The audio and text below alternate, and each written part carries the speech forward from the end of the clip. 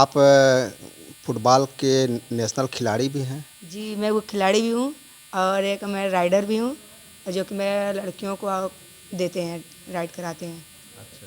तो ये जो ई रिक्शा ड्राइवर आप बनी हैं, इसका आपने लाइसेंस कैसे प्राप्त किया? ये लाइसेंस तो 18 के बाद तो मिल ही जाता है। कर थिएटर ग्राउंड में ही बच्चे खेल रहे थे, लड़के और लड़कियाँ सब खेल रहे हैं। तो हम 1 घंटा वहाँ पे बैठ गए। हम बोले कि बैठे देख कैसा लगता है। अच्छा फिर अच्छा। बैठे हम, तो फिर हम घर पर आए शाम को। वो शाम 7:30 बजे का गेम ओवर हो गया, फिर हम आए घर पर। तो मम्मी से बोले मम्मी हमको खेलना है। बोली चलो ठीक है खेलो अपना। तो उस दिन मम्मी मतलब 1 हफ्ते 2 हफ्ते बाद गई, मुझे किट वगैरह सब स्टार्ट सब दिलाई मुझे। तो बोले कि जाओ खेलो।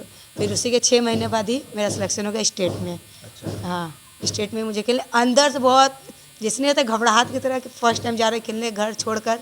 1-2 हफ्ते उसी समय मेरी सिस्टर का शादी भी था, बड़ी सिस्टर का। अच्छा। हम शादी छोड़ दिए थे अच्छा, खेल के शादी चक्कर। के समय नहीं थी आप? नहीं, शादी के समय शादी में छोड़ दिया कि मतलब शादी तो बार बार होता रहेगा किसी ना किसी का, जी। लेकिन ये चला जाएगा दोबारा नहीं आएगा।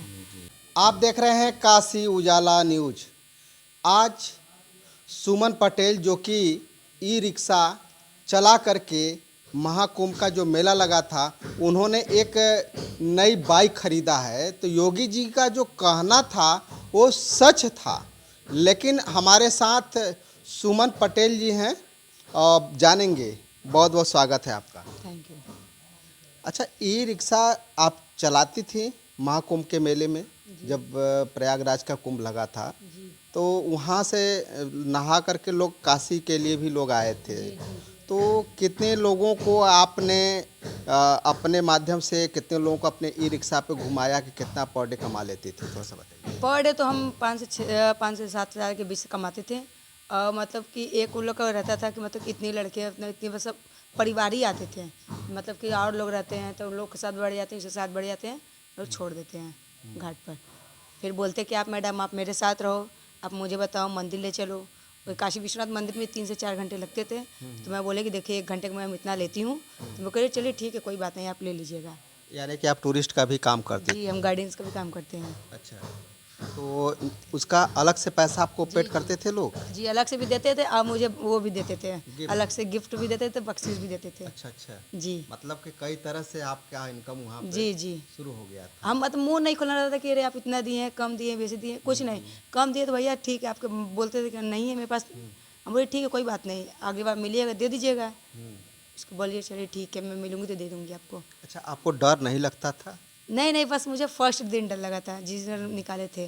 जो अंदर की जो खौफ होती है। नहीं, हम तो शुरू से ही अपने भाइयों के मतलब भाई के ही साथ रहे हैं। जी। मेरी बहन लोग हैं इतनी सारी, बहन के साथ रहे ही नहीं हैं हम। अच्छा बस अच्छा। भाई के साथ कहीं भी जाना आना, भाई के साथ रहना, भाई के साथ कुछ भी करना।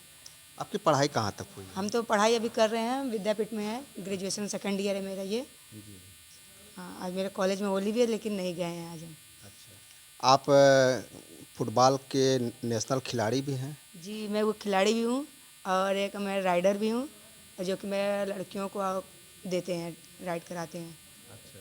तो ये जो ई रिक्शा ड्राइवर आप बनी हैं, इसका आपने लाइसेंस कैसे प्राप्त किया? ये लाइसेंस तो 18 के बाद तो मिल ही जाता है। करवाना है उसको वो करवाओ पहले, जो पहले फॉर्म भरते हैं 500 में। अच्छा हाँ, पहले फॉर्म भरवाओ, फॉर्म भरवा के फिर जाओ आरटीओ। ये तो मेरी मैडम लोग ही करवाई थी। अच्छा। जी, ये मैडम ही लोग जो हैं, अमृता तृप्ति मिश्रा है, अमृता सिंह है, यही सब करवाएं कि सुमन अभी है ट्रेनर है, उसको इसी में सब कुछ करवाओ। कभी कभी मतलब कुछ दिक्कत परेशानी हुआ कॉल करते थे, आती थी। अच्छा। जी तो आपको जब ट्रेनिंग ले रहे थे तो उस समय कोई फीलिंग? नहीं नहीं, मुझे हम किसी से वो नहीं लिए हैं ट्रेनिंग, हम दिए हैं। अच्छा, आप दे रही थी ट्रेनिंग? जी हम देते हैं कितने ट्रेनिंग। महिलाओं को दे रही थी उस समय? हम उस टाइम 16-17 महिलाएं थी। अच्छा, सब जी क्षेत्रीय थी? नहीं वो महिलाएं थी। महिलाएं क्षेत्रीय रही हाँ होंगी ना? हाँ, मैं तो क्षेत्र की थी यहाँ पे। जी। तो अच्छा, ये बताइए, आपने खेल कूद को खुल खेल कूद के मैदान में जब आप उतरी, तो जब उतरी तो आपको कैसा लगा कि आप नेशनल खिलाड़ी बन करके आप यहाँ तक जब पहुँची? हम जब छोटे में ही थे हम तभी से मतलब एक दिन गए थे हम बेच्चू, देखे एमपी थिएटर ग्राउंड में ही बच्चे खेल रहे थे, लड़के और लड़कियां सब खेल रहे हैं। तो हम 1 घंटा वहाँ पे बैठ गए। हम बोले कि बैठे देख कैसा लगता है। अच्छा। फिर बैठे हम, तो फिर हम घर पर आए शाम को। वो है शाम 7:30 बजे कहता गेम ओवर हो गया फिर हम आए घर पर। तो मम्मी से बोले मम्मी हमको खेलना है, बोले चलो ठीक है खेलो अपना। तो उस दिन मम्मी मतलब 1 हफ्ते 2 हफ्ते बाद गई, मुझे किट वगैरह सब स्टार्ट सब दिलाई मुझे। तो बोले कि जाओ खेलो। फिर उसी के 6 महीने बाद ही मेरा सिलेक्शन हो गया स्टेट में। हाँ, स्टेट में मुझे खेलने अंदर से बहुत जिसने होता है घबराहट की तरह कि फर्स्ट टाइम जा रहे खेलने घर छोड़कर। 1-2 हफ्ते उसी समय मेरी सिस्टर का शादी भी था, बड़ी सिस्टर का। हम शादी छोड़ दिए थे खेल के चक्कर। समय नहीं थी। नहीं, शादी के समय शादी में छोड़ दिया कि मतलब शादी तो बार बार होता रहेगा किसी ना किसी का, लेकिन ये चला जाएगा दोबारा नहीं आएगा। आप बहुत बुद्धिमानी से काम कर रही हैं। जी जी, कई बार अभी तो मुझे आगरा ही जाना है, हो सके तो अब सोच रहे हैं कि भैया की शादी इकलौता भाई है, अब इनका शादी एंजॉय करके उधर जाइए से में पड़े हुए हैं अभी हमें।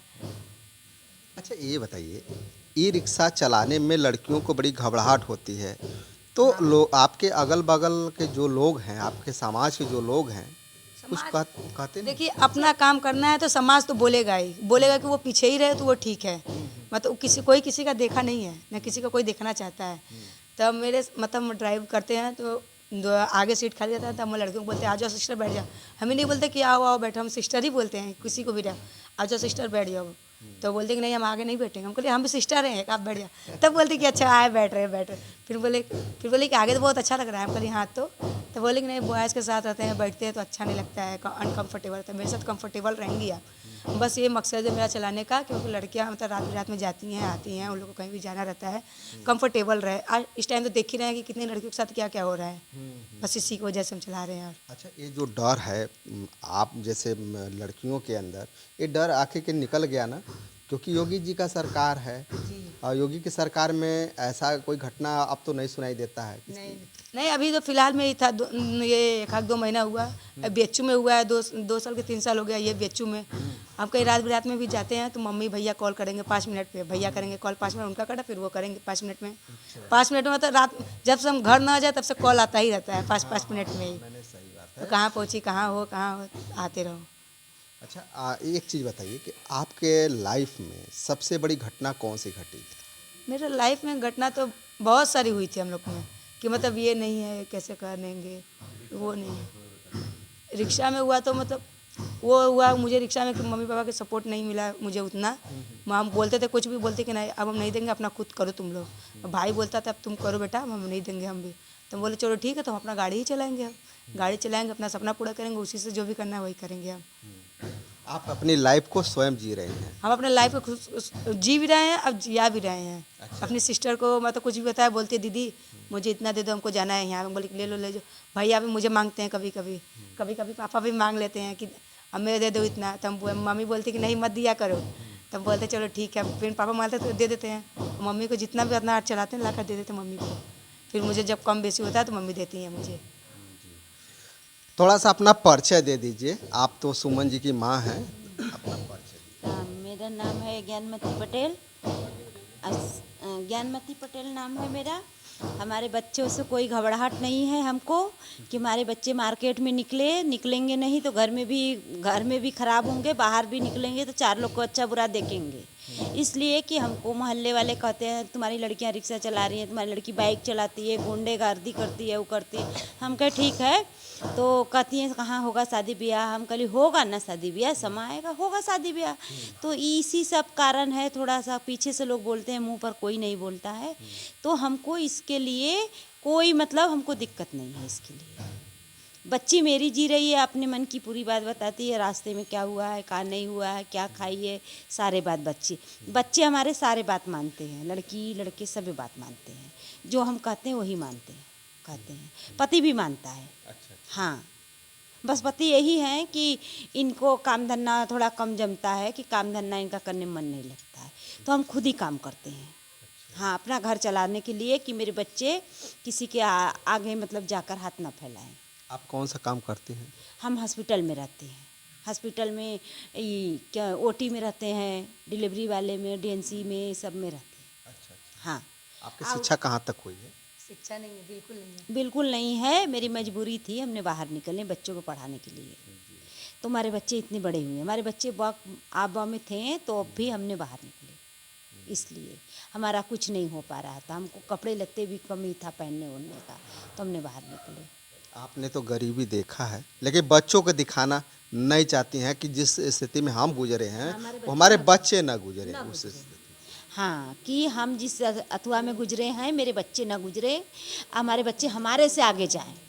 हाँ, हम अपने बच्चे से कहते हैं कि देखो बगल में कौन क्या कर रहा है क्या नहीं कर रहा, उससे कोई मतलब नहीं है। तुम्हारे कुटिया में जो है बेटा उसको खाओ, अपना कमाओ, खुद अपने से बंदूक चलाओ, कि चाहे किसको लगे, किसी से सलाह राय उतना कम लिया करो। जो सलाह तुम्हारे अंदर होगा, कोई सलाह देगा बिगड़ने वाला, कोई देला बनने वाला, तो तुम अपने से खुद बनो, खुद जूस का दुकान खोलो, ठेला ढकेलो। पढ़ाई लिखाई करने से कोई मतलब नहीं है, तो नहीं पढ़ाई लिखाई करोगे ठेला ढकेलो, फल बेचो, सब्जी बेचो, 4 पैसा ले आओ। आज तुम अकेले हो, कल 2 किलो हो। हम लोग का भी उम्र हो रहा है, हम लोग भी घर में रहेंगे तो कहाँ से खिलाओगे? कुछ करोगे तभी तो खिलाओगे। हाँ, अच्छा, चलते चलते हम आपसे एक प्रश्न करेंगे कि जिस तरह से आप इस मंजिल को पाने के लिए, चाहे क्रिकेट का रहा हो, पढ़ाई का रहा हो, अगला कदम आपको पाने के लिए जैसे लोग कहते हैं सफलता, सफलता एक और है मेरी। हाँ क्या उसे? वो सफलता है मेरी, वो टाइम आएगा तो पता चलेगा ये। अच्छा, जी, अभी तो उसे बता देंगे, कहीं हुआ नहीं हुआ तो फिर से लोग कहेगा कि अरे बस बात ही कर रही थी। क्या बनना चाहती हैं? वो बनना चाहते हो तो मैं बताऊंगी, बन के ही दिखाऊंगी। अभी किसी को हम बताया नहीं है। हाँ, थोड़ी मेरा नाम मधुसूदन पटेल है, क्षेत्रपुर का रहने वाले हैं, क्षेत्रपुर BHU। अच्छा अच्छा अच्छा, ये बताइए कि आपकी बिटिया ई रिक्शा चला करके अपने लिए एक बाइक खरीदी है, कितनी खुशी की बात है, वीडियो वायरल हो रहा है, क्या कहना चाहेंगे? ठीक है, उन सबको का शौक है, अपना खरीद रहे हैं। उन सबको का शौक रहा, एक जाम मने किए नहीं माने, अब फिर पूछे, हम कहें ले लीजिए, तब आप लोग का शौक है ले लीजिए। अच्छा, ठीक है। फिर अभी बात हो रही थी सुमन पटेल से, जो कि इन्होंने ई रिक्शा चला करके महाकुंभ में 2.5 लाख रुपए का अपने लिए एक बाइक खरीद ली हैं। तो अभी इन्हीं के परिवार से सभी लोगों से बातें हो रही थी। अगर आपको ये वीडियो अच्छा लगे तो ज़्यादा से ज़्यादा शेयर कीजिए, सब्सक्राइब कीजिए। फिर मिलेंगे नए वीडियो के साथ, तब तक के लिए नमस्कार।